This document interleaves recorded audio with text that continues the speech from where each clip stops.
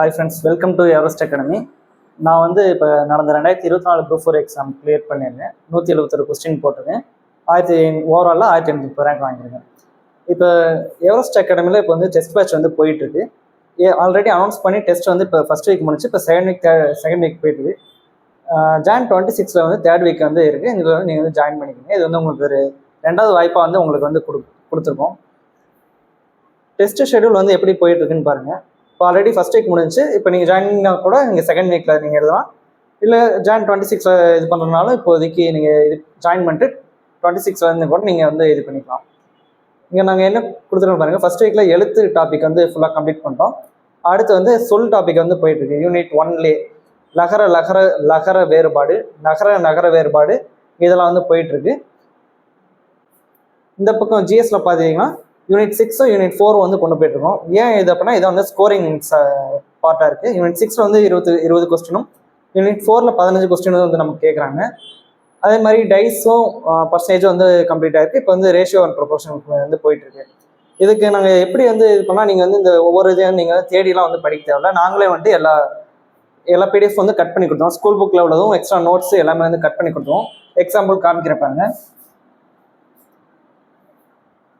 இப்போ இங்கே லகர வேறுபாடு, நகர வேறுபாடு, இனவெழுத்து எல்லாத்துக்கும் வந்து இங்கே தமிழில் வந்து பிடிஎஃப் வந்து அட்டாச் பண்ணியிருக்கோம்.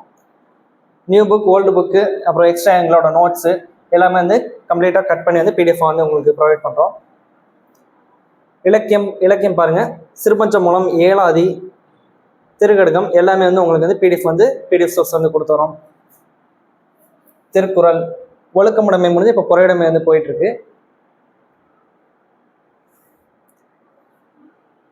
ஜிஎஸ்ல பார்த்தீங்கன்னா தமிழ் சமுதாய வரலாறு, அதில் வந்து தொடக்ககால தமிழ் 9th புக்கில் தொடக்ககால தமிழ் பண்பாடும், இதுக்கு வந்து 4 ஸ்டார்ஸ் வந்து கொடுத்துருக்கோம். இங்கே வந்து படிச்சிங்கன்னா 4 ஸ்டார்ஸ் இருக்குது.